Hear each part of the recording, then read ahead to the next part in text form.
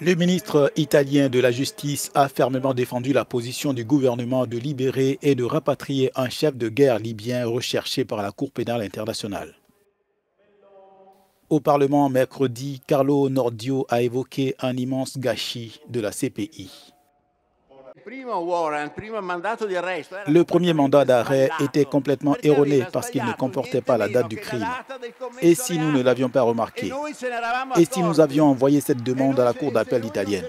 Elle l'aurait probablement renvoyée en disant que nous n'avions pas remarqué que ce mandat d'arrêt était absolument contradictoire. Et le fait qu'il soit contradictoire a été dit par la Cour elle-même.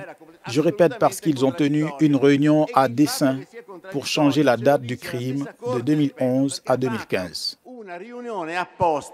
Per cambiare la data del delitto commesso dal 2011 al 2015.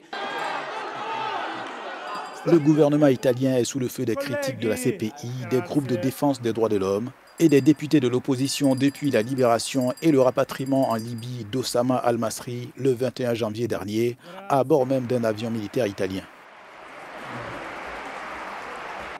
Ce n'est pas à vos followers sur Instagram que vous devez vous expliquer, mais à l'Italie, dont la crédibilité internationale a été marquée par votre choix délibéré, revendiqué aujourd'hui de libérer et de ramener à la maison un tortionnaire libyen.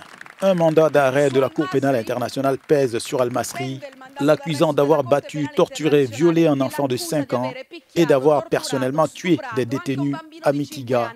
Malgré cela, il a été libéré et embarqué dans un avion d'État avec tous les honneurs. C'est un héros qu'il a été accueilli en Libye. C'est une chose honteuse.